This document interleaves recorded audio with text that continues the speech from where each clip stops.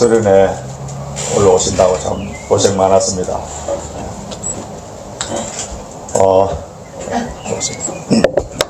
혹시 작년에 수련회 주제가 뭔가 아시는 분 있습니까? 작년에 이곳에 우리 수지사님이 오늘 기도한 내용을 많이 포함되어 있었어요. 시편 23편 가고 여호와는 나의 목자시니 기도 굉장히 잘했거든요. 작년에 주제를 다 넣고 다 하다 끝이 가다가 갑자기 목이 메여갖고 저는 굉장히 은혜를 많이 받아갖고 목이 메이는 줄 알았더만 목이 막히 격정적 순간에 한번 저렇게 나옵니다.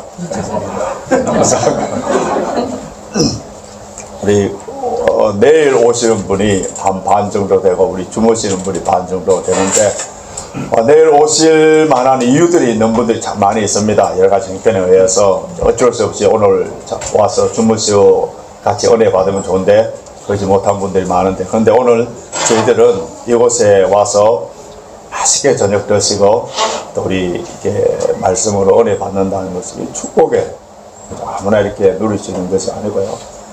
뭐 집안에 큰 문제가 있다든지 아니면 또 사모하는 마음이 식어져 버린 시험이 들었다든지 상처가 있다든지 못 오죠. 뭐 다른 일이 급하면 못 오는데 오늘 저희들이 와서 참 이렇게 함께 주일날은 늘 말씀 듣는 시간입니다만은 오늘 이렇게 말씀을 들을 수 있는 것은 특권이고요. 뿐만 아니라 또 오늘 우리가 이제 수련회가 내일은 주일 뭐 정상적인 예배고 오늘 이 밤에 작년에도 그렇고 해마다 수련회 금요일 밤 이 밤에 말씀 붙잡고 기도할 때 저는 우리 교회 22년 동안 항상 이때 강한 성령이 맙니다.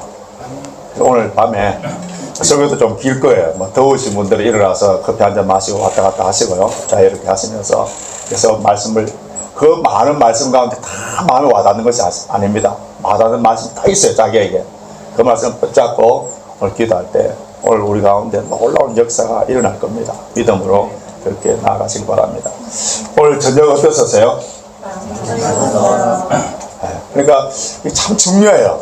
우리 목회자들이 모인 EMI 목사님들 선교사님 수련회가 있는데 어떤 호텔에서 있는데 그날 저녁에 형편없이 나온 거예요.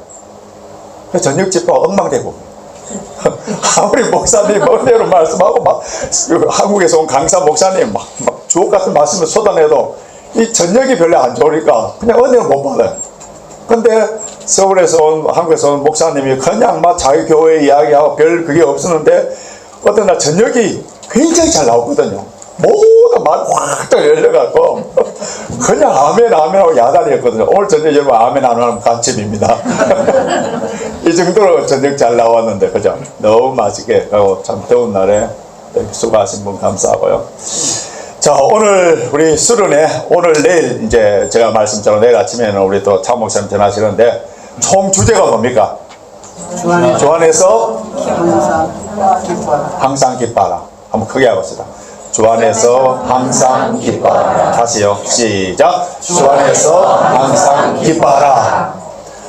여러분들이 좀 궁금할 거예요. 왜 목사님 얼마나 많은 주제가 있습니까? 보통 수련회 하면 회개에 많은 초점을 맞추는데 주 안에서 항상 기뻐하라. 빌립보서 4장 4절 말씀, 이 말씀을 왜 이번에 작년에는 여호와 나의 목자시니 해서 시편 23편을 싹 다 우리 살펴봤는데 올해는 왜 주 안에서 기뻐하라 이 말씀을 정했습니까? 좀 궁금하지 않습니까? 그죠? 우리 설비 집사님 고개를 굉장히 많이 흔들고 있습니다. 굉장히 궁금하게 여기고 있는 거예요. 다른 분들은 뭐 궁금한 게 별로 없는 것 같아요. 굉장히 궁금하죠? 요즘 제 얼굴이 어떻습니까? 좋습니다. 네, 고기 하나 더 드시죠. 제가 요즘 기쁨이 좀 많이 사라지고 있어요. 뭐 지난번에 제가 설교 스데반처럼 얼굴에 뭐 천사 같은 얼굴이 되자 해서 이렇게 천사처럼 얼굴처럼 이렇게 노력하려고 했는데 언젠가 이 기쁨이 점점 사라져가고 이루어져가는 그런 위기의식. 왜 기쁨이 좀 사라질까? 잃어버리는 그런 느낌이 들어요. 나이가 들어가면은 얼굴이 정말 나이 들어서 우리 이주영 권사님 얼굴 보시면 지금 얼마나 웃고 계십니까? 나이가 들어가서 이 활짝 웃는 얼굴이 있는가 하면은 냉소주의 굳어져 가는 얼굴들이 있거든요. 제가 최고 싫어하는 게 나이 들어 경직되는 사람 있잖아요. 최고 싫어하는.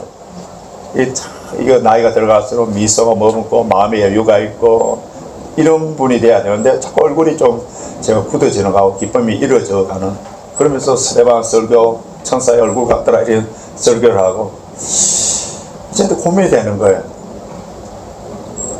저는 저녁에 여러분들이 전화하면 거의 잘 못 받습니다. 좀 일찍 자는 형이거든요. 근데 새벽에는 아무리 1시간, 2시간 땡겨도 괜찮습니다. 보통 한 3시 반에 일어납니다. 특별한 일이 없으면 3시 반에 일어나는데 3시 반에 딱 일어나면은 눈 딱 뜨자마자 신선한 나의 친구가 찾아옵니다. 좀 제발 안 하시면 좋겠는데 친구라기보다도 왼수인데요. 헤이 피부가 싹 찾아옵니다. 그래서 우리 무당식의 표현하자면 소금을 죄를 확 뿌려가요. 아침에 일어나자마자. 그럼 어떻게 됩니까? 재채기와 콧물과 우리 지금 다니엘 지금 고생하고 있는데 우리 김원정 집사님 몇 번 했죠 우리 교회.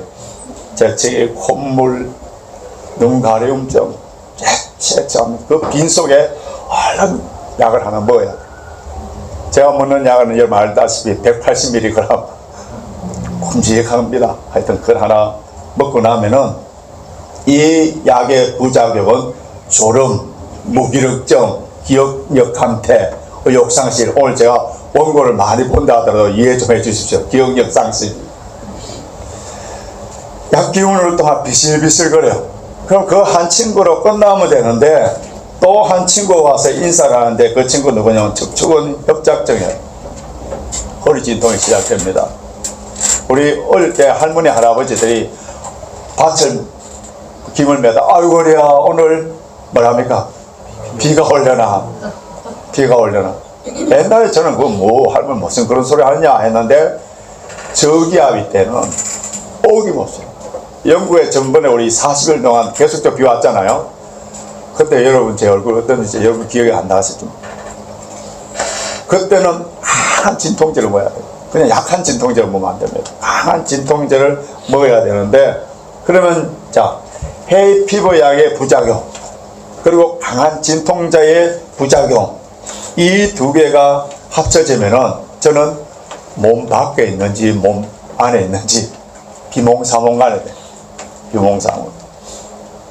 그래서 이제 이런 어떤 진통이나 아픔이나 이런 일이 있어 갖고 그래서 제가 이제 아프다고 허리도 아프고 이렇게 해서 콧물도 질질 나고 이래서 그 모습을 우리 집사람한테 보여주면서 그렇게 많이 아프다 하면은 우리 집사람은 집사람한테 이제 어린광 어디죠? 어디 부를 때가 있습니까? 어머니도 없는데 그 집사람한테 어린광을 부리면은 당신은 나이가 들어도 항상 막내의 기질이 그대로 남아있다. 나는 죽을 지경의 아픔이 있어도 아프다 말 안 한다. 제발 엄살 좀 부리지 마라. 고통의 멍에 벗으려고 예수께로 나아갑니다. 그 찬송 한번 부르고요. 그 다음에는 그 누가 나의 괴로움 알며 그 누가 나의 슬픔 알까 주밖에 누가 알아주라. 영광 할렐루야. 나 자주 넘어집니다. 오 할렐루야. 이 찬송이 저절로 나오는 거예요.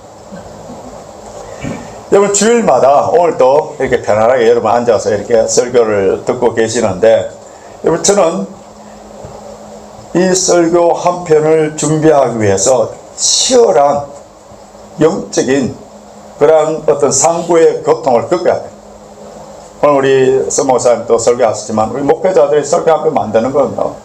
그 설교를 위하여서 많은 눈물의 기도가 있어야 되고 그것뿐만 아니라 말씀을 갖고 묵상하고 주님 이 말씀을 주님의 뜻대로 바르게 전해야 됩니까? 하면서 그 말씀을 갖고 몸부림치면서 주님 앞에 매달리고 주님의 뜻을 바르게 전달하기 위해서 해야 되는 그 상구의 고통을 겪어야 되기 때문에 오늘 설교를 끝나면 다음 주일 설교를 월요일부터 가서 성경 보면서 고민하고 해야 될 영적 거룩한 부담감, 목회에 대한 스트레스 이런 부분들 저는 꿈을 참 많이 꾸는데요.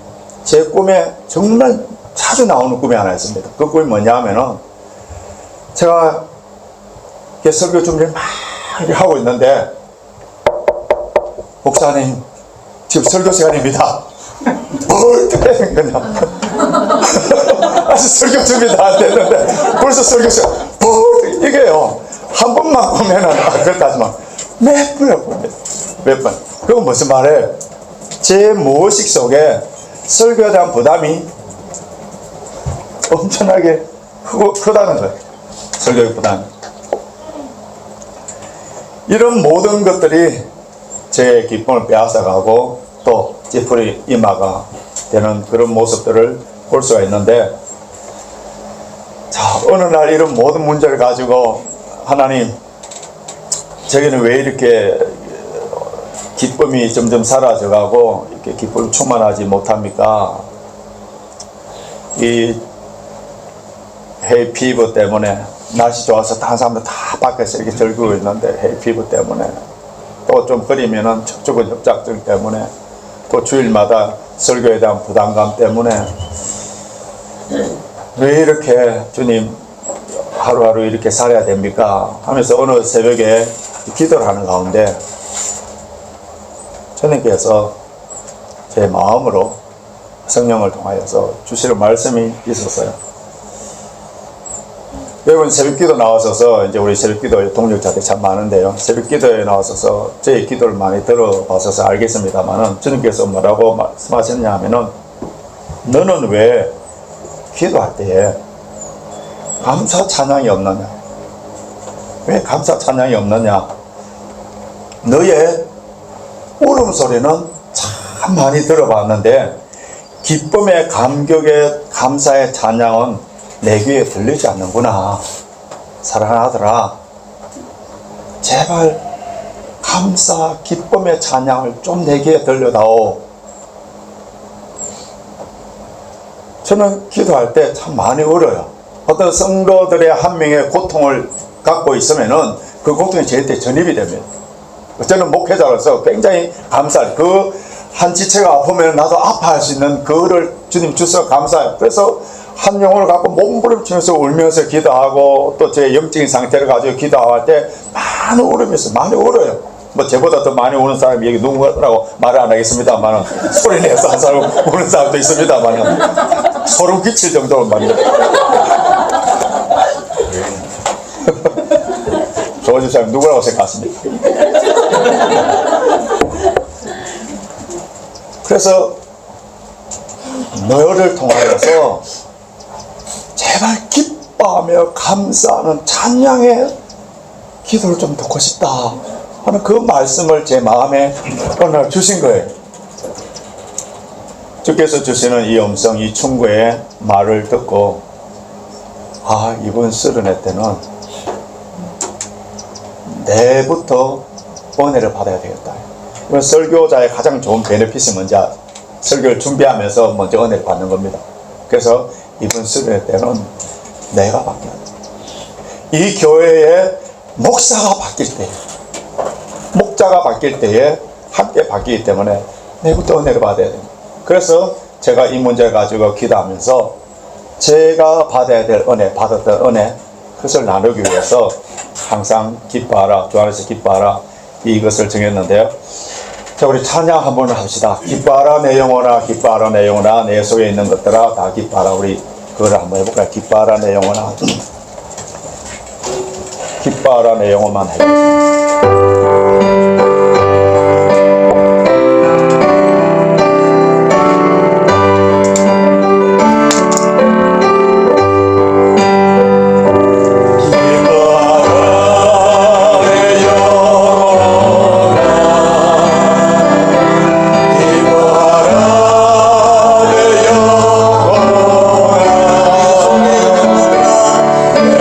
속에 있는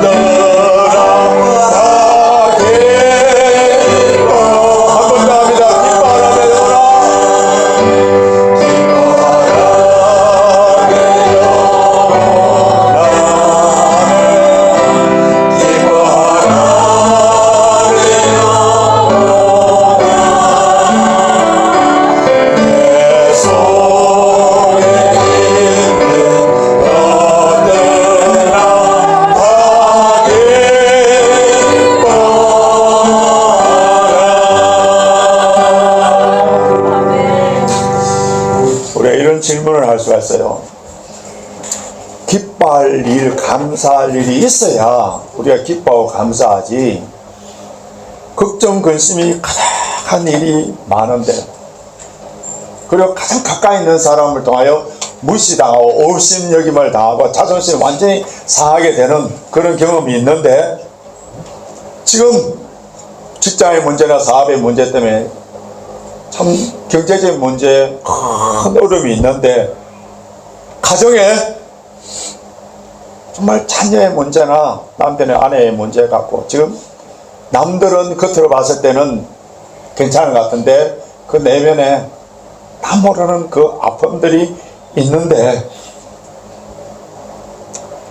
이렇게 살아있는 것만 해도 기적인데, 하루하루 사는 것만 해도 기적인데, 이런 상황 속에서 어떻게 기뻐할 수 있습니까? 이 외식하라는 말입니까? 어떻게 기뻐할 수 있어요? 정말 예수 안 믿는 사람이랑 뭐 자살을 한다든지 뭐 이렇게 하지만은 정말 이런데 어떻게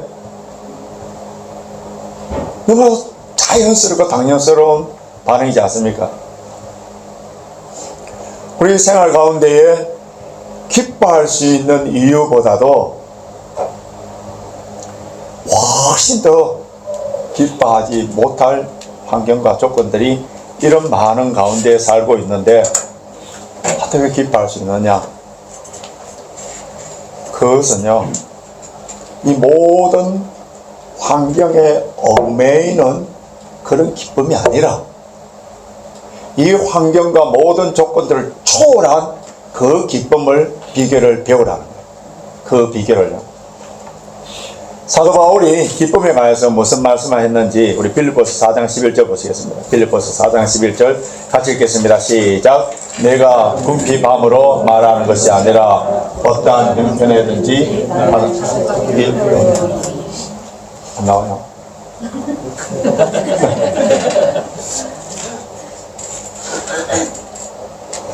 자, 내가 궁핍함으로 말하는 것이 아니라 어떠한 형편이든지 나는 뭐 하기를 배웠느라? 자족하기를 배웠느라. 이 자족이 뭔지 아세요? 영어로 컨텐츠먼트. 가장 성숙한 기쁨, 가장 성숙한 기쁨, 조이인데요. 자, 호세아서 4장 6절 보면은 내 백성이 지식이 없으므로 망하도다 했는데, 여기 자족하는 비결, 기쁨의 비결에 대한 지식을 모르니까, 그 비결을 모르니까 어떻게 한다고요? 기쁨을 누리지 못하는 거예요. 자족하는 비결, 자족하기를 배웠노라 했는데, 이 빌립보에서 전하는 그 메시지는 외부 환경을 초월한 기쁨, 그리고 성령의 열매로서 기쁨, 주 안에 있을 때 주시는 주님의 선물, 이 기쁨, 주님이 주시는 이 기쁨, 그거를 갖고 있으면은, 그 무기가 있으면은 모든 환난과 고난을 이길 수 있는 능력이 된다는 거예요. 그 비밀, 그 비결을 배우라는 거예요. 자, 저의 현재의 상태, 제가 말씀드린 것처럼요, 팩트가 뭡니까? 육체적으로는 헬피브에, 척추근 협착증에, 목회자로서 설교해야 한다는 그 거룩한 부담, 스트레스, 자, 이런 모든 것들이 나의 기쁨을 빼앗아 가는 줄 알고 있었는데, 그래서 나에게 기쁨이 없는 줄 알았는데, 그런데 이게 아니라는 거예요. 우리가 항상 기뻐하고 범사에 감사할 수 있는 그런 모든 조건들이 다 갖춰져 있고, 수많은 은혜와 복을 받았음에도 불구하고 그 기쁨을 누리지 못하는 날들이 있었다면, 그래서 우리가 환경이 바뀌어지면은 기쁨이 올 줄 알고, 저와 여러분들은 기쁨을 위하여서 이것 바꿔주시고 이거 해주시고 우리 소원을 아뢰면서 기도를 해왔던 거예요. 그러면은 제 같은 경우요, 자, 헤이피부가 한국에 있을 때 헤이피부 없었어요. 스코틀랜드 공부할 때 한 번도 없었어요. 그때는 척추근 협착증도 없었어요. 테니스 잘 쳤었어요. 그럼 이거 두 조건이 없었고, 그 다음 PhD 박사 공부할 때 설교장 큰 부담감, 물론 한인교회 다니면 됐습니다만 목사님도 돌아가면서 설교를 했기 때문에, 그럼 그런 조건들이 없었을 때는 제가 말할 수 있는 평강과 기쁨을 누리면서 있었느냐? 아니야. 그러면은 우리가 지금 기쁨을 누리지 못하고 있고 감사하지 못하고 있는 것은 환경적인, 조건적인 그런 요소라고 항상 속고 있는 거예요. 주님의 말씀을 통해 성령의 능력을 통하여서 우리 영혼이 새롭게 변화되지 않는다면은 아무리 좋은 환경으로 바뀌어진다 하더라도 인간의 죄성으로 말미암아 저와 여러분들에게는 뭐가 나오냐면 불평, 불만이 나왔습니다. 원망이 나올 수밖에 없는 거예요. 그래서 어떤 환경 가운데서도 그 목회자들이 모여서 좋은 호텔에서 쉼을 가지고 하나님의 말씀을 받는데 그게 저녁 식사 좀 적게 나왔다고 그거 보십시오. 불평하고 원망하는 거. 이런 모습들. 이런 기쁨 부족, 기쁨 결핍된 존재로 사는 존재. 오늘 설교 제목이 주 안에서 항상 기뻐하라. 주 안에서 항상 기뻐하라. 이 말씀인데요. 그래서 저는 이 설교 준비하면서 하나님 기도할 때에 어느 날 주님께서 저에게 또 이런 말씀을 주신 거예요. 예수님께서 율법교사를 책망하는 그런 내용인데요. 그 말씀이 떠올랐습니다. 화 있을진저 너희 율법교사여 너희는 지기 어려운 짐을 사람에게 지으면서 너희 자신은 손가락 하나도 그 짐을 지려고 하지 않는구나. 율법교사들은 손가락 하나도 움직이지 아니하면서 다른 사람들에게 모든 율법들을 덮어 씌워갖고 수고하고 무거운 짐들을 가득 채우는 그런 사람이었다는 거예요.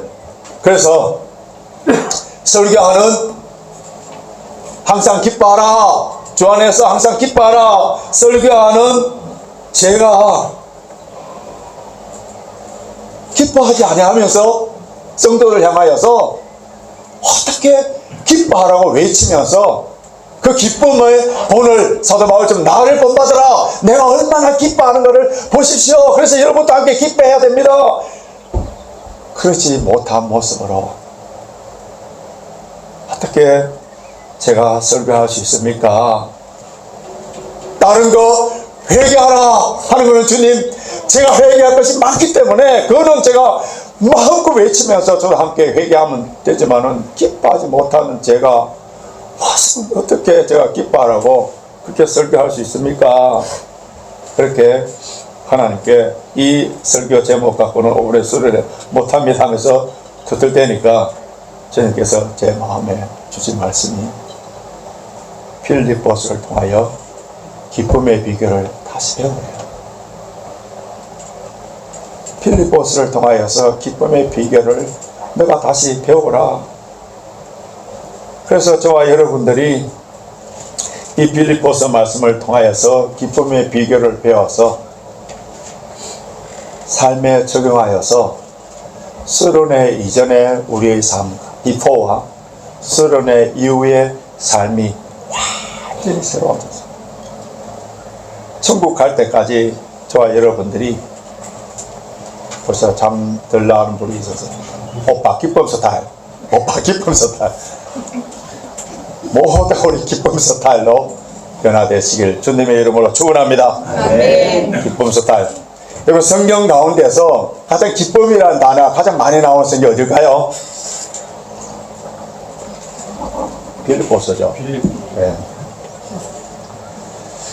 빌립보서에서 기쁨이라는 단어가 총 몇 번 정도 나올 것 같아요. 요즘 이제 이런 거는요, AI에 물으면 바로바로 나옵니다. 옛날 같으면 성경 주석에서 기쁨 동그라미 쳐, 기쁨 동그라미 쳐 이러는데, 이제 이런 거는요, 쉽게 16번 나옵니다. 16번.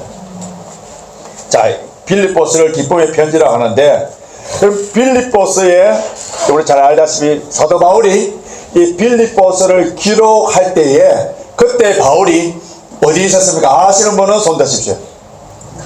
그렇죠. 감옥에 있었죠. 손들어야 돼요. 감옥이라고 말을 해버리니까. 그 다음 이제 하고 싶은 말이 있었는데. 감옥이었어요. 감옥. 로마 감옥. 그리고 그 다음에 그가 어떻게 죽을지 아무도 모르는 그런 상황이었어요. 근데 그 감옥에서 뭐라 합니다. 나는 기뻐하고 기뻐하노니 너희도 주 안에서 기뻐. 얼마나 멋있습니다. 나는 기뻐하고 기뻐하라니 너희도 주 안에서 기뻐하라. 그를 가두어두었던 그 감옥이 그의 기쁨을 빼앗아갈 수 없었다는 거예요.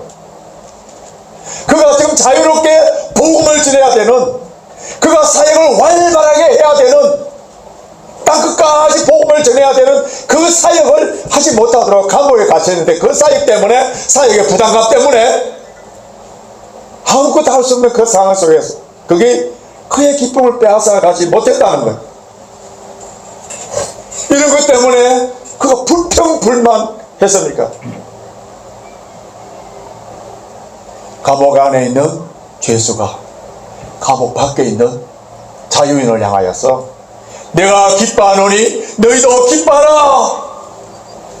여러분, 이 기쁨은, 빌립보에서 바울이 누리고 있는 이 기쁨은, 우리가 알고 있는 주님의 성령의 선물을 주는 기쁨은 환경이나 조건이나 어떤 컨디션에 의해서 얽매이는, 시츄에이션에 의해서 얽매이는 기쁨이 아니라, 그 기쁨의 근원이 뭐라고요?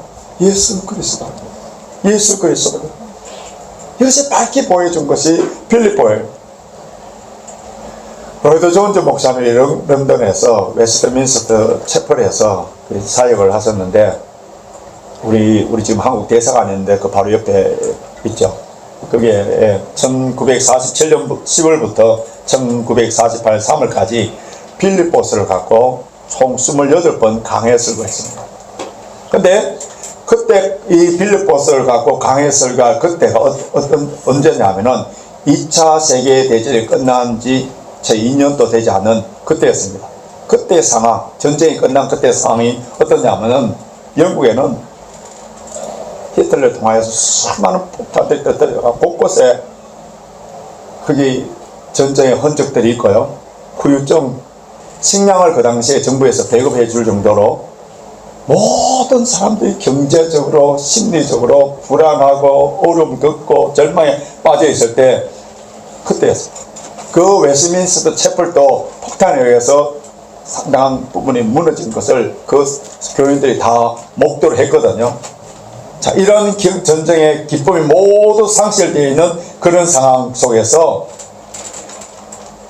참 기쁨과 평안을 누릴 수 있는 그 유일한 길은 예수 그리스도밖에 없다고 가르치고 경험하도록 위해서 이 빌립보서를 가지고 Life of Joy, Life of Joy라는 제목으로 강해 설교를 했는데, 그의 첫 번째 설교 제목이 빌립보서 강해라는 책이 있는데, 그 첫 번째 설교 제목이 뭐냐면 Joy in the Lord, 주 안에서 기뻐하라. 그 다음 마지막 28번째 설교 제목은요, The Grace of the Lord Jesus Christ, 주 예수 그리스도의 은혜입니다. 여러분, 로이드 존즈 목사님이 빌립보서를 갖고 28번의 강해 설교를 통해서 강조한 게 뭐라고요? 우리가 주 예수 그리스도 안에, 주의 은혜 안에서 기뻐할 수 있다. 주 예수 그리스도로 말미암아 기뻐할 수 있다는 것. 1세기에 로마의 감옥에 있던 사도 바울이 로마 교회 성도들 핍박당하고 있는 그 성도들 향하여서, 그리고 2차 세계대전을 통하여서 모든 영국에 있는 사람들이 그 전쟁의 흔적과 상실감과 불안 속에 떨고 있는 그 성도들 향하여서 오늘 살고 있는 우리들에게 경제적으로 건강적으로 모든 면에 있어서 혼돈과 어려움에 살고 있는 우리들에게도 동일한 메시지. 뭐라고요? 주 안에서 항상 기뻐하라. 주 안에서 항상 기뻐하라. 그래서 빌립보서를 통해서 우리는 유일한 참 소망이 있습니다. 영원한 기쁨의 원천이신 누구를요? 예수 그리스도를 만나요. 이 빌립보서를 통하여서 예수 그리스도를 만나야 돼요. 참 기쁨과 평안은 예수 그리스도 안에서만이 가능합니다. 오늘 이 밤에 빌립보서 말씀을 통해서 저와 여러분들이 그동안 잃어버렸던 기쁨, 상실했던 그 기쁨을 다시 찾고 기쁨이 충만하면, 여러분, 내가 기쁨이 충만하면은 다른 사람에게 기쁨을 줄 수 있는 소위 피스메이커처럼 조이메이커가 되는 조이메이커. 옆 사람에게 한번 잘하는지 눈을 자세히 보시면서 크게 소리로 조이메이커가 됩시다. 크게 해주세요. 조이메이커가 됩시다. 조이메이커가 됩시다. 조이메이커. 제가 만든 단어입니다. 자, 빌립보서 총 몇 장까지 되어 있죠? 4장. 그 다음 총 몇 절까지 되어 있는지 모르죠? 104절까지 되어 있는데 이 기쁨이라는 단어가 몇 번 나온다고요? 16번. 동사로서는 rejoice. 나중에 제가 중간중간 한번 물어볼 겁니다. 헬라어로는 이제 동사 카이로. 이게 11번 나오고요. 명사 joy. 헬라어로 카라인데요. 5번 나오고요. 그리고 이 그리스도 예수 안 이런 말들이 참 많이 나오는데 빌립보서 주, 또 예수, 그리스도 이런 것이 51번 나옵니다. 그러면은 빌립보서 총 몇 절이라 했었어요? 104절이라 했죠. 그러면은 주, 예수, 그리스도 이 말이 2절마다 한 번 정도 나올 정도로 빌립보서는 예수 그리스도 막 차 있는 그런 건데요.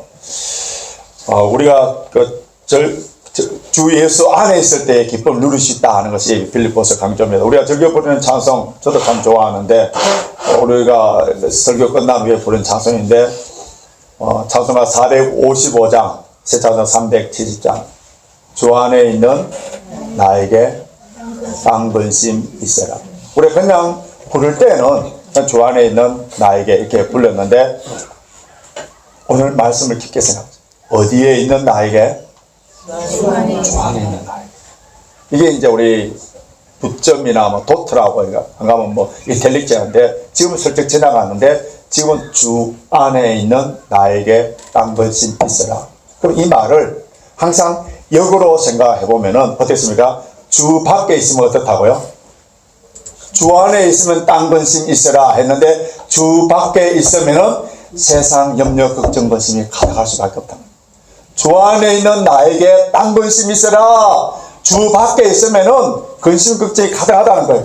자, 4장 4절 다시 읽겠습니다. 오늘 본문 4장 4절 다시 읽습니다. 시작. 주 안에서 항상 기뻐라. 내가 다시 말하노니 기뻐하라.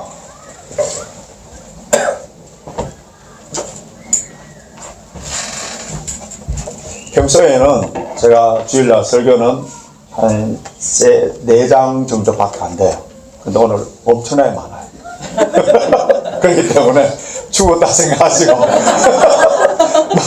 지금 좀 대충 다 계산해보니까 반 정도 끝나지 않을까. 절대 안 끝납니다 오늘. 여러분들 기쁨이 확 그냥 얼굴이 똥색이 안 되고 다 기쁨이 활짝 되면 이제 끝납니다. 안 그러면 계속 할 거예요.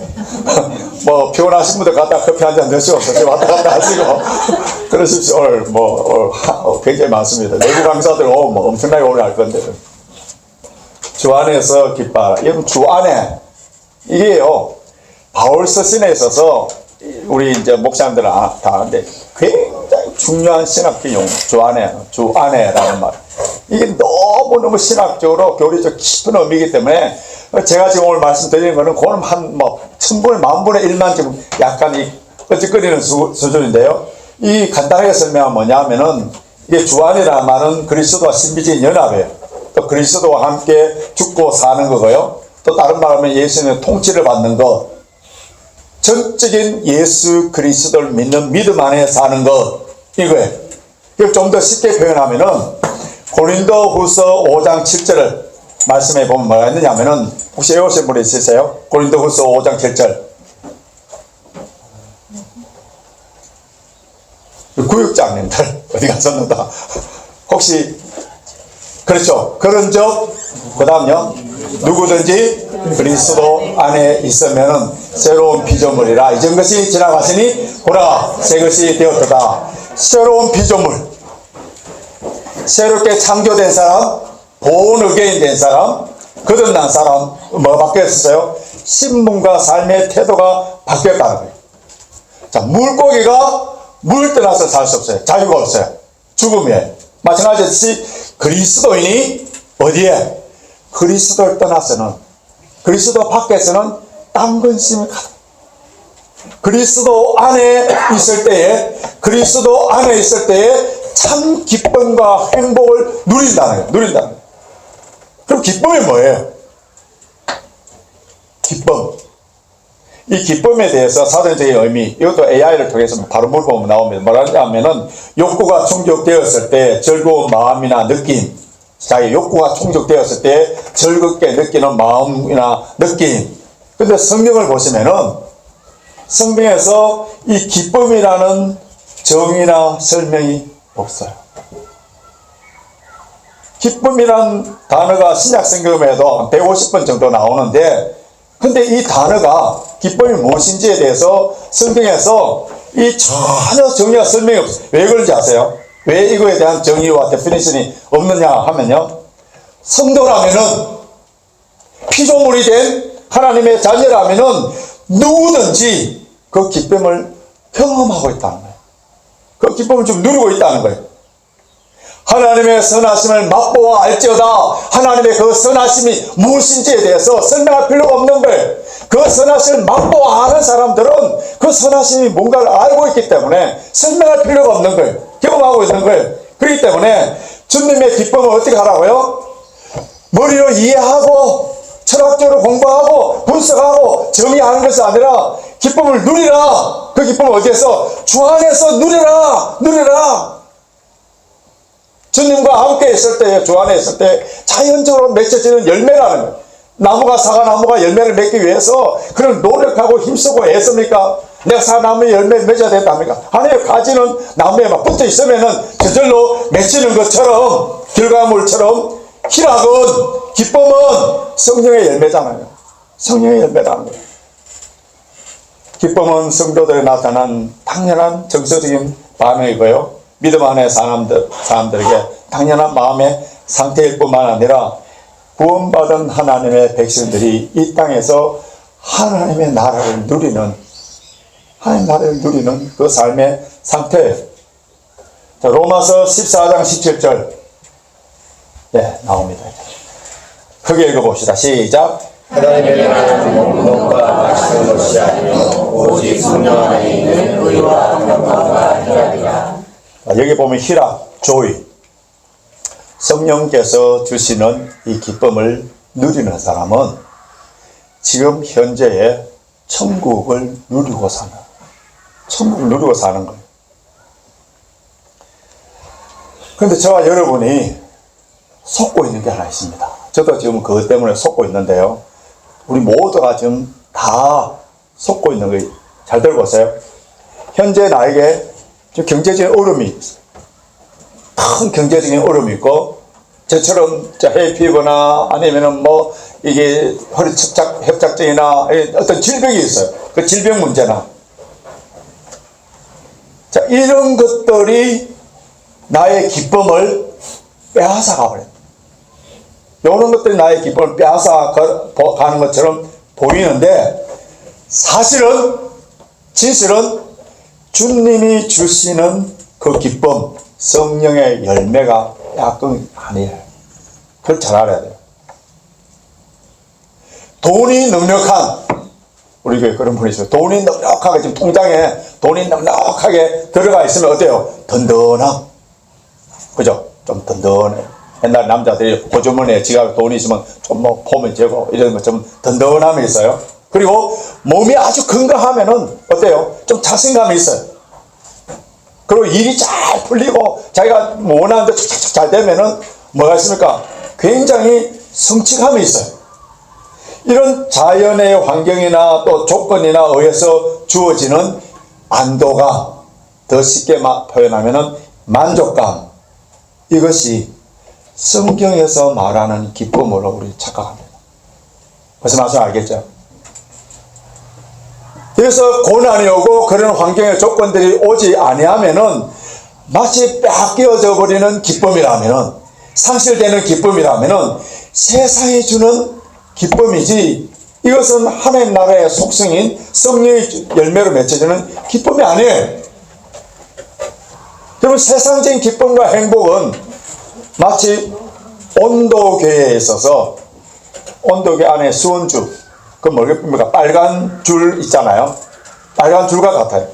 자, 바깥 날씨가 추우면 어떻습니까? 쭉 내려와요.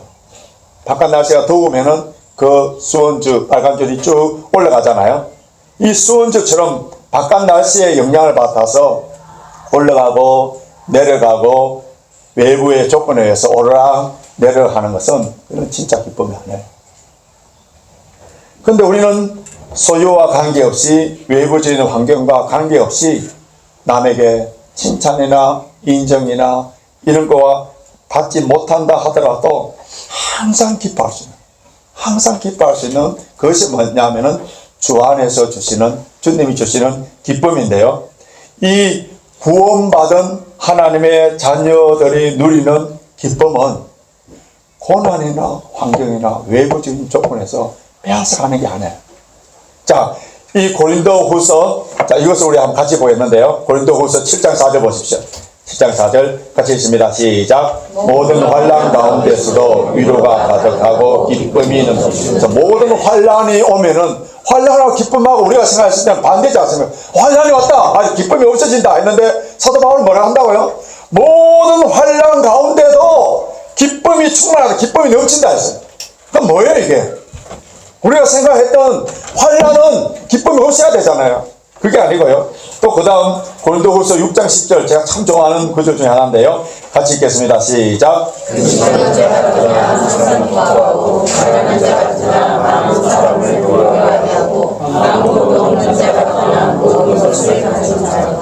환경적으로 봤을 때는 세상 사람이 봤을 때는 근심이 가득할 수밖에 없는 그런 환경이라는 거예요. 다 슬퍼하고 뭐 그렇게 할 수밖에 없는데 어떤다고요? 항상 기뻐. 근심할 수밖에 없는 환경 가운데서도 항상 기뻐. 바울은 심지어 교회 문제 때문에도 어려움 당하는 그 문제까지도 기뻐 안 됐는데 골로새서 1장 24절 보십시오. 같이 읽습니다. 시작.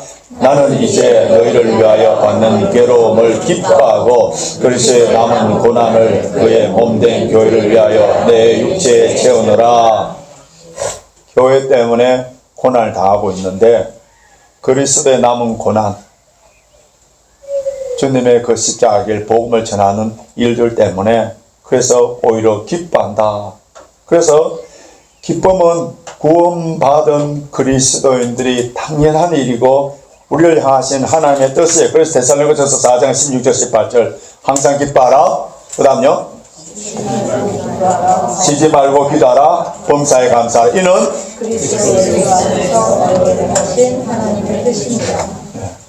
이건 지금 인내구역에서 잘 외우는데 인내구역 앞서 구절인가 봐요.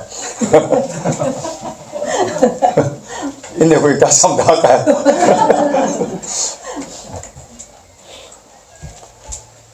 여러분 하나님이 우리에게 소원을 하나님 뜻이 소원이잖아요. 우리를 향하신 하나님의 소원이 있어요. 그게 뭐라고요? 항상 기뻐, 항상 기뻐. 하나님의 명령에 항상 기뻐하라. 항상 기뻐하라. 이 명령은 우리 의지적인 순종의 결단이 필요한데요. 그러면 항상 기뻐하지 않는 삶을 사는 건 뭐라고요? 우리가 도둑질하고 간음하고 거짓말하는 것만 죄일 뿐만 아니라 항상 기뻐하지 않는 것이 바로 주의 말씀에 불순종한 죄, 내 슬픈 감정, 내 우울한 것, 분노, 미움 이런 것을 그대로 내 감정대로 내버려둠으로 말미암아 사탄이 그런 악한 감정들을 뚫고 들어와서 견고한 진을 만들어서 죄를 범하도록 만드는 거예요. 그래서 바울은 매를 맞는 감옥 안에서 그는 뭐라고요? 기쁨을 선택한 거예요. 그 환경 때문에 기쁨을 빼앗기지 않으려고 의지적인 결단, 그 주의 말씀에 순종하는 그 주의 말씀을 떠오르는 그런 게 있었어요. 그래서 1장 18절 빌립보서 1장 18절 보면 내가 기뻐하고 기뻐하리라 기뻐하리라 이것은 I rejoice, yes, I will continue to rejoice. 기쁨에 대해서 결단하고 헌신하고 기쁨에 대한 퍼포즈를 해서 계속적으로 기뻐할 수 있도록 노력하고 결단하고 헌신하고 주의 말씀에 순종하도록 하겠노라 그 말에 C.S. 루이스 책 우리가 뭐 목회자들 잘 이렇게 인용하는 책인데, 그 책에 보면 판타지 같은 그런 이야기가 있는데, 천국민을 지키고 있는 수위가 있어요. 먼지가 있어요. 근데 그 앞에 쭉 절 수 있는 사람들이 천국에 넣어주기 위해서 아주 C.S. 레이슨이 비싼 머리를 갖고 있기 때문에 뭐라고 했느냐면은 이런 질문을 합니다. 당신은 예수를 믿음으로써 말할 수 없는 기쁨을 가지고 있습니까? 그 질문에서 yes, no 하면 왜 그러죠?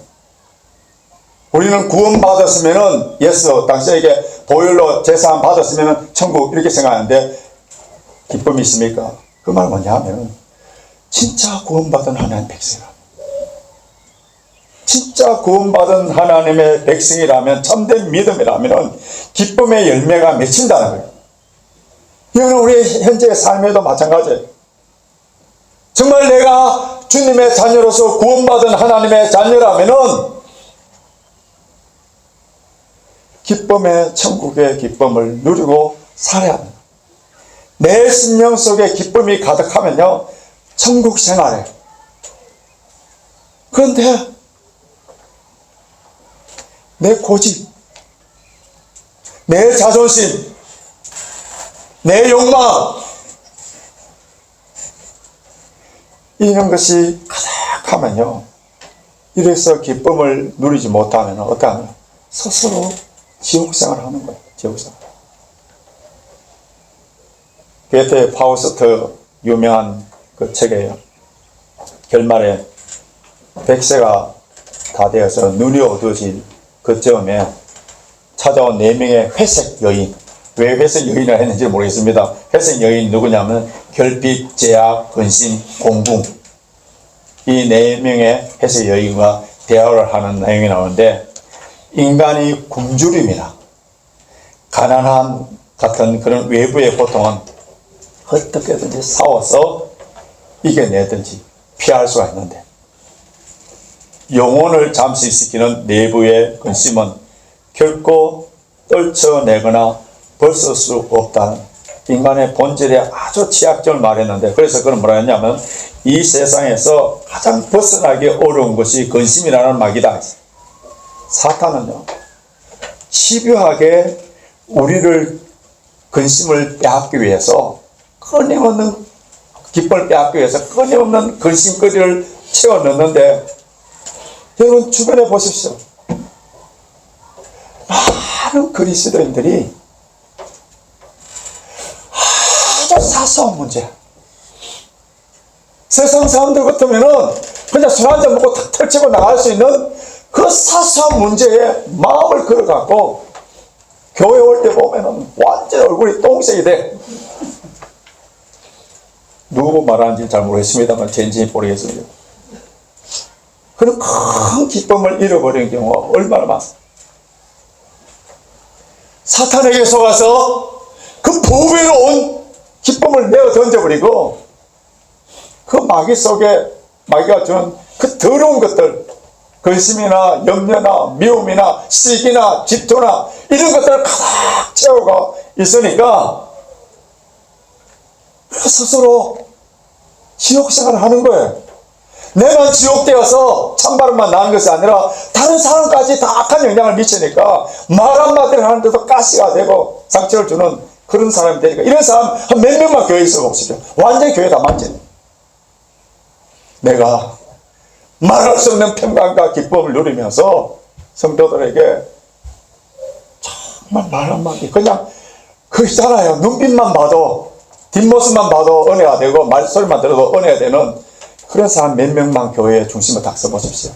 그 교회 분위기는 완전히 달라지지 않습니다.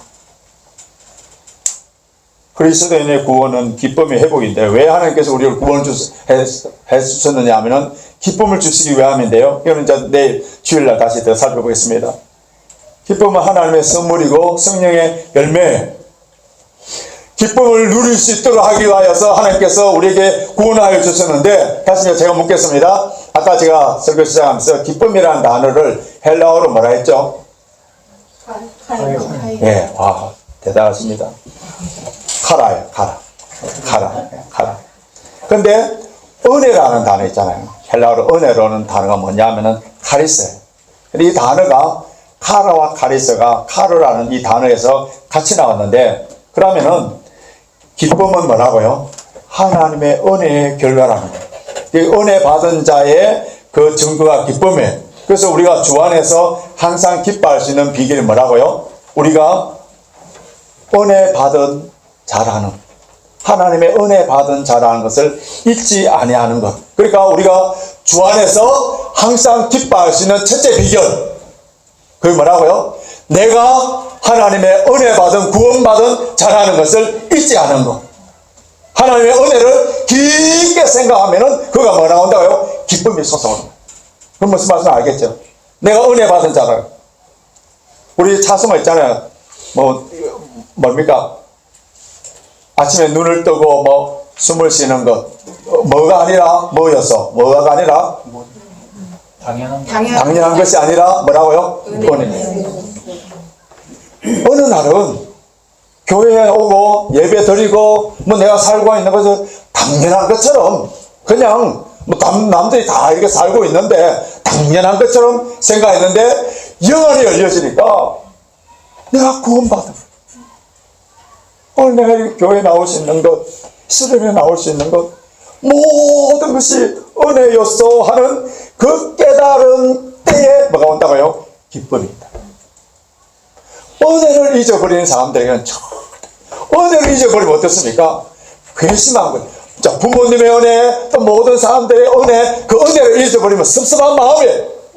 그런데 하나님께서 나에게 주신 모든 것이 은혜였어, 은혜라고 고백하는 순간에 그 은혜라는 말이 기쁨이라는 말과 같은 단어이기 때문에 은혜라는 말이 나올 순간 내 속에 기쁨이 넘쳐나. 그래서 기쁨의 첫째 비결이 뭐라고요? 하나님의 은혜를 잊어버리지 아니하는 것. 하나님의 은혜를 잊어버리지 않는 것.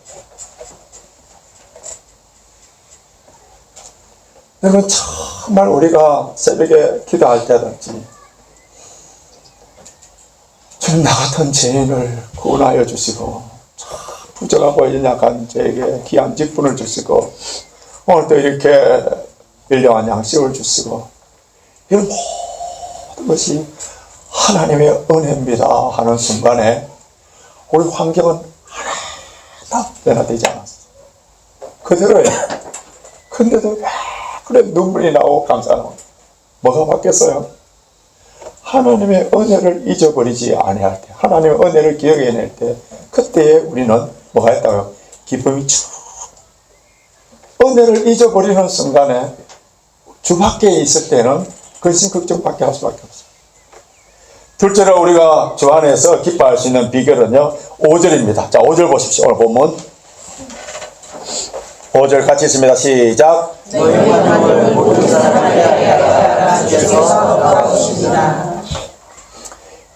관용을 모든 사람들에게 나타낼 때 기뻐할 수 있는 그게 되는데요. 여러분, 기쁨의 방해자, 기쁨의 회방자가 무엇이냐 하면은 남에게 관용하지 못할 때, 관용하지 못할 때. 이 관용이라는 말, 우리 성경에서 옳게 이렇게 표현했는데, 이게 헬라어로는 BAKS인데요.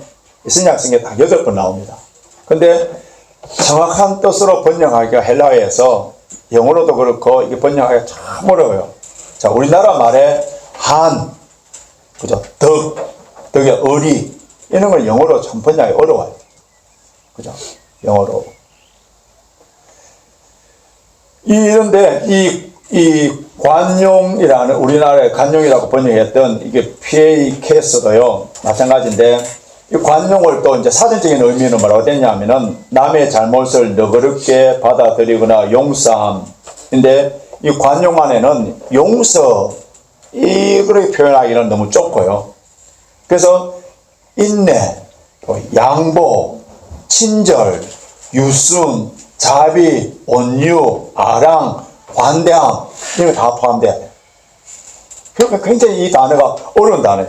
그래서 신약성에서 관용이라는 단어가 나올 때에 항상 같이 나오는 단어가 있어요. 그러면 이 관용이라는 나오는 단어와 같이 나오는 그 보면 요는 유사한 의미가 있다는 것을 알 수 있는데, 제가 읽어드리니까 들어보시죠. 로마서 9장 22절에 하나님의 오래 참으심으로 관용하시고, 관용은 여기서는 오래 참음과 연결시켜 놨고요. 고린도후서 10장 1절은 온유와 관용으로 되어 있고요. 디모데전서 3장 3절은 구타하지 아니하며 오직 관용하며 다투지 아니하며 그런 말이고, 디도서 3장 2절에서는 관용하며 범사에 온유함으로 모든 사람에게 돼 있고, 야고보서 3장 17절은 관용하고 양순하며, NIV 성경의 영어 성경에서는요 gentleness, 정확한 의미가 아니에요. gentleness 돼 있고, NASB에는 gentle spirit 이렇게 돼 있는데, 이 부드러움, 양보, 인내, 배려 이런 걸 다 포함되는 단어인데요,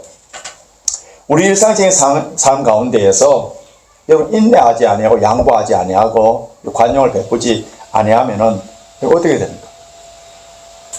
이것이 다 기쁨을 빼앗아가는 그런 건데요, 간단하게 한번 적용해 볼게요. 우리 교회당에서 예배를 마치고 이제 눈물던 쪽으로 이렇게 나오다 보면은 하이 스트리트, 레인지 파크, 하이 스쿨, 그거 지나고 난 뒤에 철길 건널목 있잖아요. 그죠? 우리 영지 지사님 집을 가려면 이제 그쪽으로 빠져야 되는데, 거기까지 오는 길이, 여기 혹시 무슨 길 이름이 아세요? 웨스트 바너 라인이에요. 그죠? 웨스트 바너 라인. 근데, 오다 보면 왼쪽에 보면 건널목이 있어요. 근데 참 우리 교회가 설립할 때는 이게 메인 큰 도로가 이게 먼저 가고 이쪽에 기브웨이였었어요. 근데 언제가 바뀌어갖고 이제는 이 메인 우리가 가는 길이 거기가 기브웨이가 되고 이쪽에가 이제 먼저 가도록 이렇게 우선권을 줬잖아요. 근데 이 기브웨이라는 말, 우리가 기브웨이라는 말을 보면은 뭡니까?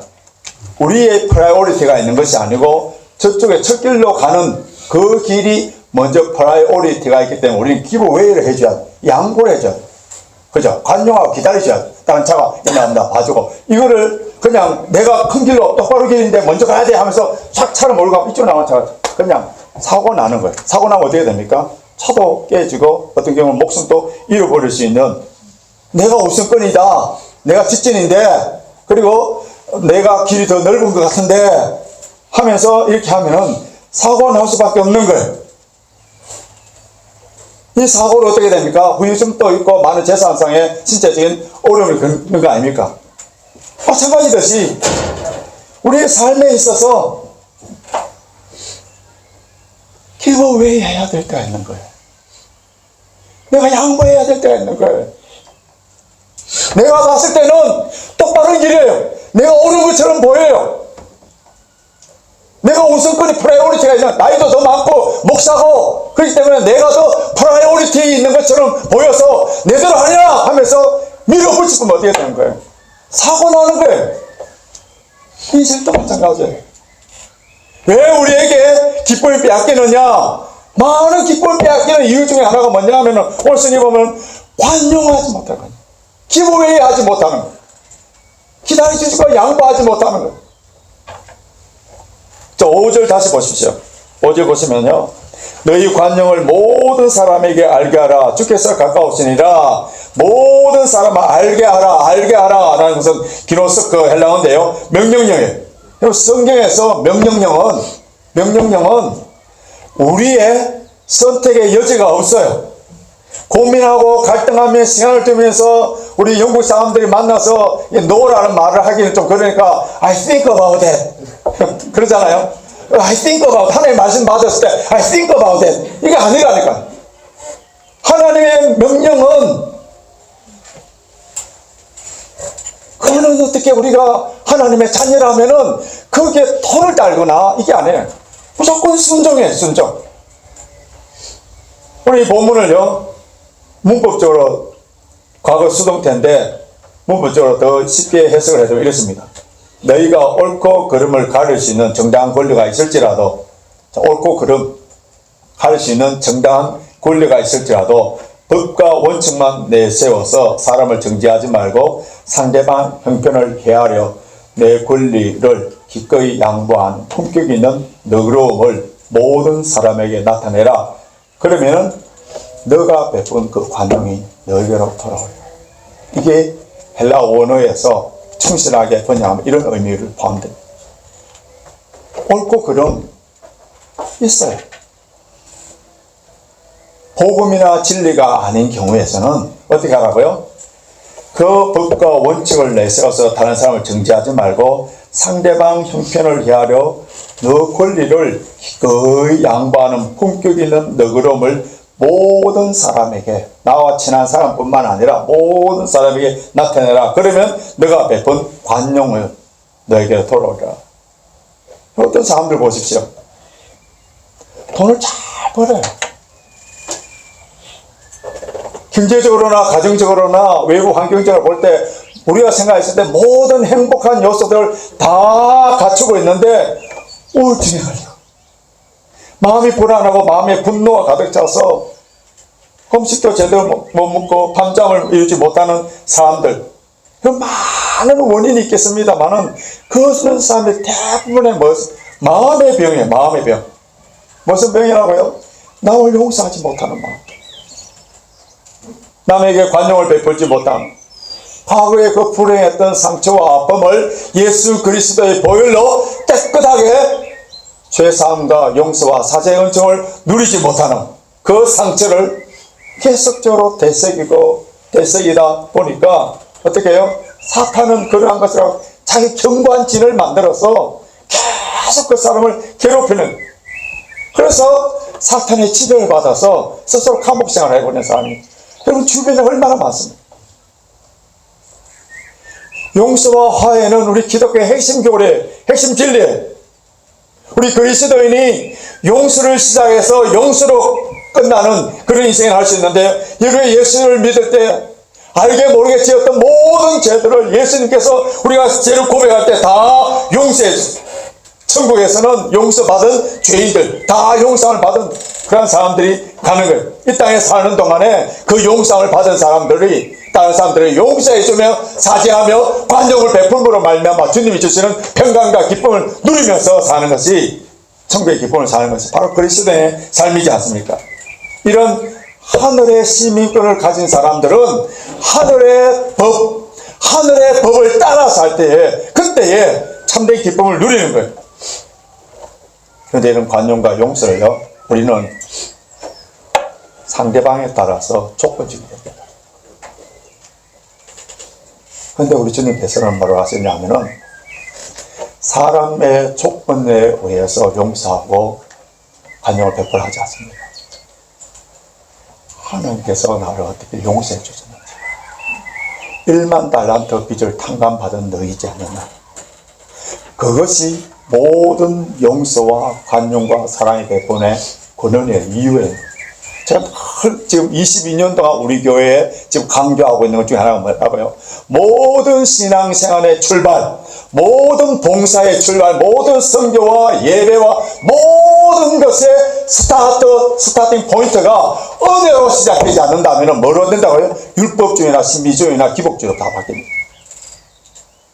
용서든 기쁨이든 사랑이든 섬김이든 예배든 모든 것이 하나님의 은혜, 주님께서 주신 은혜로 출발될 때는, 그때는요, 나 같은 죄인이 쓰임 받는 것 자체만 해도 영광이고 너무 감사합니다. 그래서 제가 결국 부른 자수, 너를 얻어 어떻다고요? 눈물로서 다 갚았어. 몸 밖에 드릴 것 없어 이 몸 바치. 나는 무익한 종입니다. 내가 하여야 한 것뿐입니다. 나 같은 죄인을 주님의 종으로 쓰게 해주신 것만 해도 여기에 무슨 불평이 있고 원망이 있겠습니까?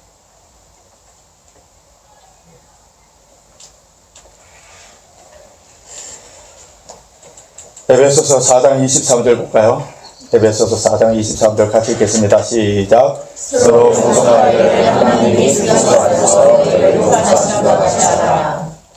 하나님이 그리스도 안에서 너희를 용서하심 같이. 그러니까 하나님의 그 용서하심을 경험이 없는 사람들은 절대로 남 용서 안 됩니다. 그러니까 하나님의 은혜로 출발되지 않는 사람들에게는 남을 용서해라 해봤자 아무 소용없어요. 그 사람들은 세상적인 방법으로 서로 사이좋게 지내세요, 이 정도밖에 못합니다.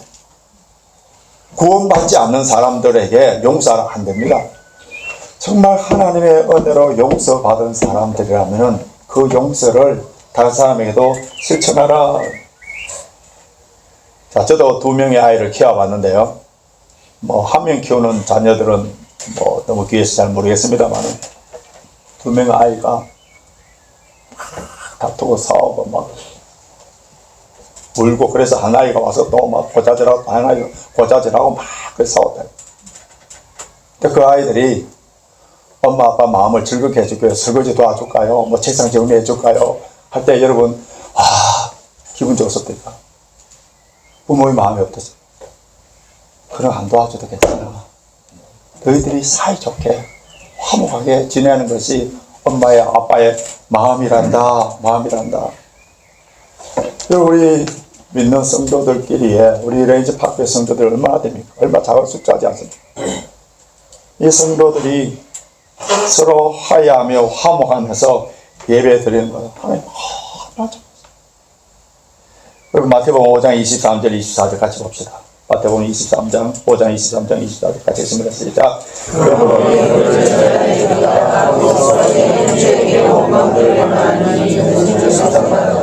예물을 제단 앞에 두고 먼저 가서 형제와 화목하고 그 후에 와서 예물 드리라. 여러분 하나님께 예배 드리는 것이 얼마나 중요합니까? 아무나 예배 드리는 거지 않아요. 예배를 드릴 수 있다는 게 너무 중요해요. 그 예배 드릴 때에 예물을 갖고 와서 그 귀한 예물을 갖고 와서 하나님께 바치는 거 너무너무 귀해요. 우리가 기도하고 찬양하는 거 얼마나 아름답고 귀한 일입니다. 이것보다 먼저 해야 되는 게 뭐라고요? 용서하는 거, 용서. 그래야만이 우리의 예배가 하나님 보좌에 상달되고 우리 찬양이 주님의 보좌에 올라가는 거, 기도가 응답되는 거예요. 여러분 가인이 아벨을 죽였을 때가 언제예요? 언제 죽였죠? 자신의 예배를 받지 않은 후에 자신의 예배를 받지 용서하는 마음, 화해하는 마음이 없어지는 예배, 무서운 예배. 예배 드리고 난 뒤에 사람 죽이는 거예요. 무슨 말씀 알겠죠? 예배 드린 후에 자기 예배가 받아지지 않았다고 해서 아벨을 죽여버리는, 그러니까 용서하지 않는 마음, 화해하지 않는 마음으로 드려지는 예배 가운데 그 강팍한 마음, 지금 하나님과의 드려지는 예배가 아니기 때문에 형식적으로 다 갖춰서 예배 드리고 후에 그 강팍한 마음을 가지고 어쨌든 아벨을 죽이고, 그러니까 이런 예배 수백 번 들어봤자 소용이 없다는 거예요. 여러분 나에게 상처를 입히고 아픔을 주고 정말 가슴에 바늘 꽂는 그런 말들을 한 사람들을 용서한다는 것은 쉬운 게 아니에요. 그러나 남에게 관용을 베풀어야 되는 또 중요한 이유가 있는데, 자 5절 다시 하반절 보십시오. 주께서 가까우시느니라. 주께서 가까우시느니라. 주님이 다시 오실 날, 그것이 생각하라는 거예요. 만약에 내일 죽는다면 우리는 어떻다고요? 용서하지 못할 생각이 있습니다. 항상 주님이 가까이 오신다는 그것을 먼저 생각하라는 것. 뿐만 아니라 이거는 또 어떤 의미가 있느냐 하면요, 주님께서 가까이 오시면, 주님이 오시면 뭡니까? 심판을 하세요. 그래서 용서하지 못하는 그런 마음을 갖고 사는 것이 아니라 나의 원수라든지 이런 부분에 있어서 그거를 어떻게 하냐면 주께 맡기라는 거예요. 주님이 다 심판자가 되어서 다 일을 하시기 때문에 너희들은 용서하고 사랑할 의무만 있지 미워하고 그 원수를 갚으려고 하는 그런 생각하지 말라. 그거는 우리들의 맡겨준 책임과 의무가 아니라 그건 주님이 다 알아서 하기 때문에 그거는 우리가 할 일이 아니라, 원수 갚기 전에 원수 갚으려고 하다가 내가 먼저 죽는다. 그래서 그거는 너희들이 할 일이 아니기 때문에 주님께 맡겨라. 우리가 할 일은 뭐라고요? 항상 기뻐하라. 왜 우리가 기쁨을 누리지 못하느냐? 분명히 주님께서 주시는 구원의 즐거움을 통하여 기쁨을 누려야 되는데 기쁨을 누리지 못하는 그 기쁨을 빼앗기는, 상실되는 이유가 뭐냐 하면은 오늘 본문 말씀 보십시오. 내가 심판자가 돼. 주님이 가까우시고 주님이 심판자가 되었어서 주님께서 다 하실 일을 내가 하겠다고 하니까 얼마나 복잡하죠. 얼마나 힘이 들어요. 그러니까 기쁨이 다 잃어져 버려요. 기쁨이 없어져 버려요. 그래서 뭐라고요? 머리에 화가 나고 복잡해지고 주의 말씀에 순종하여서 모든 사람의 관용을 베풀 때에 잃어버렸던 기쁨을 다시 찾아줘요. 셋 절은 마지막으로요, 항상 기뻐할 수 있는 비결. 자 7절에 나와 있습니다. 6절과 7절 우리 암송 구절인데요, 6절 7절 같이 있습니다. 시작. 아무것도 염려하지 말고 오직 모든 일에 기도와 간구로 너희 구할 것을 감사함으로 하나님께 아뢰라. 그리하면 모든 지각에 뛰어난 하나님의 평강이 그리스도 예수 안에서 너희 마음과 생각을 지키시리라. 아무것도 염려하지 말고, 염려하지 마라. 주님의 명령이죠. 염려라는 말, 그래서 헬라어 원어로 보면요, 마음이 나눠지다, 쪼개지다, 그런 말이에요. 그러니까 주께로 향하는 마음이 온전히 전심으로 주를 향하는 마음이 쪼개져 나뉘어져 버릴 때, 그때에 자꾸 세상적인 것을 생각하고 환경적으로 생각해서 자신의 무능함과 환경적인 조건을 크게 보기 때문에 염려가 온다는 거예요. 믿음은요, 하나님께 집중하는 거예요. 하나님께 초점을 맞추는, 모든 시선을 주님께 드리고 우리 모든 시선을 주님께 드리는 게 그게 믿음이에요. 그렇기 때문에 세상을 향하던 마음, 나의 연약한 육체에 향하던 그 마음을 주님께로 향하게 될 때에 그때 염려 근심이 없어지는 거예요. 자, 누가복음 21장 34절 보면은 생활의 염려로 마음이 둔하여진다. 생활의 염려로 마음이 둔하여진다. 이 둔하여진다는 건 영적 감각이 잃어버린다는 거예요. 영적 감각. 그래서 영적 감각이 잃어져 버리면 어떻게 됩니까? 영적인 감각이 잃어져 버리는 첫 번째 현상이 뭐냐면 찬송이. 찬송이 감사가 없는 거예요. 그냥 찬송 불러도 입술만 달싹달싹거리는 상태. 영적 감각이 이루어진 상태고요. 뿐만 아니라 어떤 일이 나냐면은 기도에 무릎이 약해져 버려요. 기도 한 1, 2분만 하면 할 말이 없어져 버려요. 아무리 환난과 고난을 통하여서 기도하라는 신호를 준데도 깨닫지 못하고 기도가 나오는 거예요. 영적인 감각이 잃어버립니다. 감사는 없어지고 항상 불평불만만 가득해지고요. 하나님의 말씀이, 우리 아까 목사님께서 돌짝밭에 옥토밭에 하면서 말씀이 내 심령에 와닿지 않아요. 다 튕겨져 나가버려요. 튕겨져.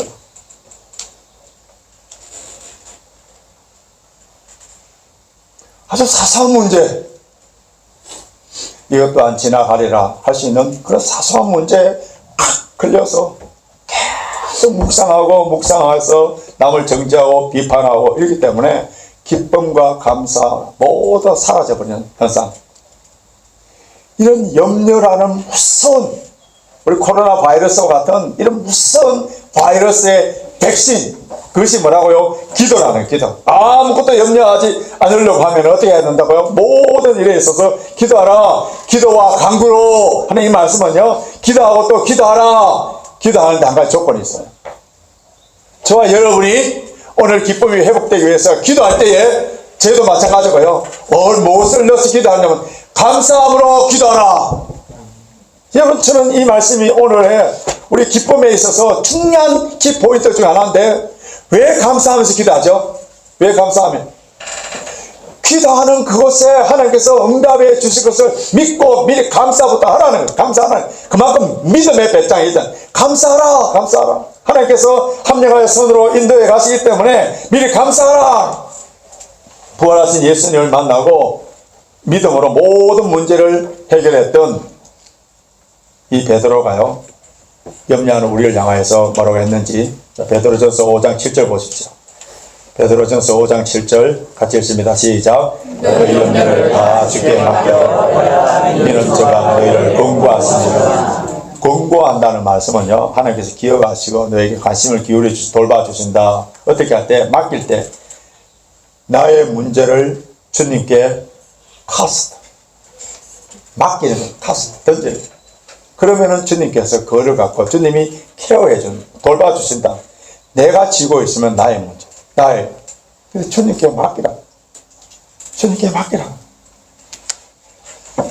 그러면 하나님의 평강이 마음과 생각을 지켜주신다. 하나님께서 주시는 평강이 어떤 평강이에요? 모든 지각에 뛰어난 평강, 인간이 이해할 수 없는 평강, 도무지 내 형편과 내 처지로서는 도저히 상상할 수 없는 평강, 하나님이 주시는 평강, 기쁨, 그것을 우리 마음과 생각을 지켜주신다. 그러니까 마음과 생각을 지켜주신다 하는 것은 구사진 용어인데 아무리 강한 적이 온다 하더라도 든든하게 다 지켜주신다.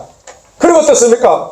염려가 들어오고 세상에 뭐 아픔이나 경제적인 문제나 모든 것들이 다 침입한다 하더라도 하나님이 지켜주시면은 그걸 다 막아주시기 때문에 뭐라 한다고요?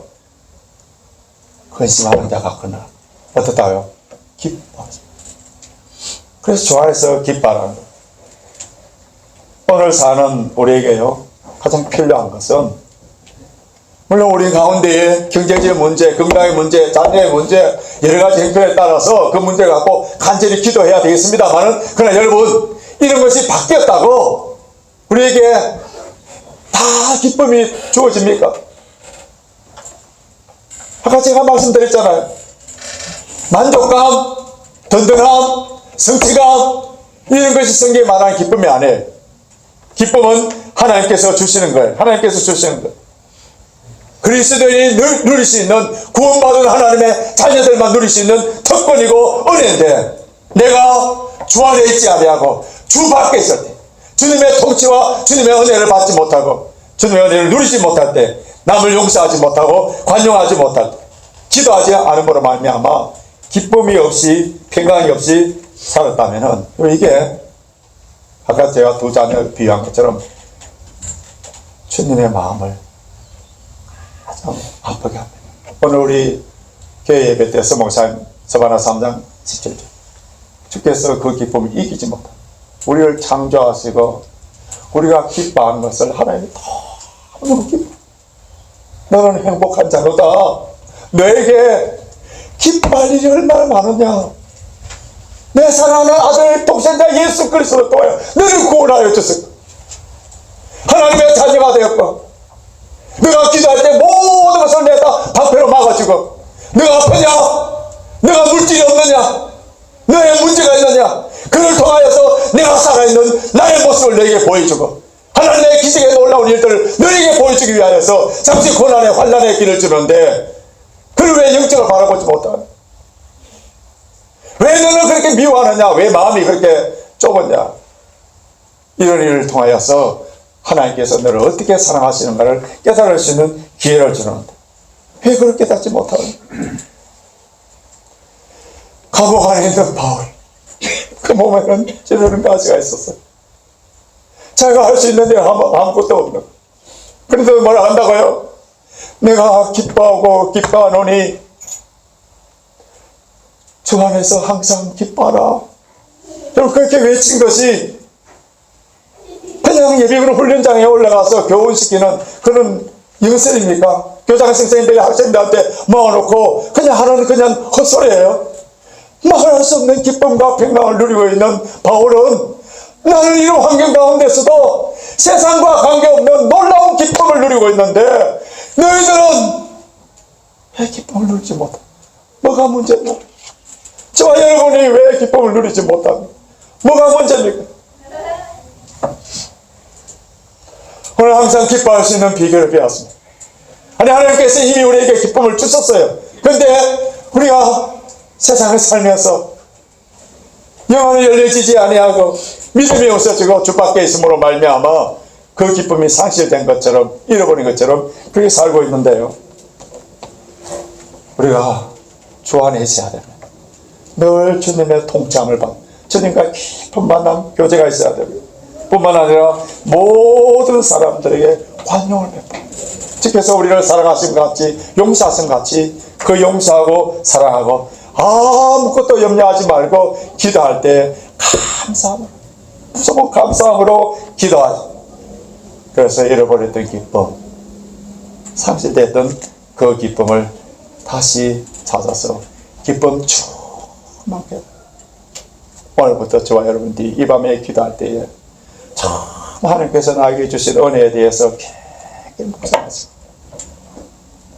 남에게 관용을 베푸시고 모든 염려는 다 주님께 맡겨버리고 감사함으로 하나님께 아뢰므로 말미암아 내가 기뻐할 때에 하나님께서 춤추며 기뻐하시고 내가 기뻐할 때에 그 기쁨에 선한 영향력을 끼쳐서 내 자신이 조이메이커가 되어서 다른 사람도 기쁘게 해주는 그런 사람이 됩니다. 저와 여러분들이 이러한 기쁨의 비결을 잘 알지 못해서 지금까지 기뻐하지 못한 모든 것들을 오늘 이 밤에 다 회개하시고 오늘 우리가 기도하고 나갈 때에 정말 기쁨이 주님께서 주시는 환경에 의해서 조건에 의해서 주는 그 안도감, 만족감 이거 말고요. 이거는 기쁨이 안 해. 성경에서 말하는 기쁨이 안 해. 그게 속지 마시고 주님이 주셔서 내 영혼 그 기쁜 곳에서 흘러나는 그 기쁨, 하늘의 선물, 성령의 열매인 그 기쁨이 차고 넘쳐서. 그래서 저와 여러분들이 하나님께 기쁨이 될 뿐만 아니라 다른 사람에게도 조이메이커가 되시는 그러한 귀한 능력 있는 주의 백성들이 되시길 주님의 이름으로 축원합니다.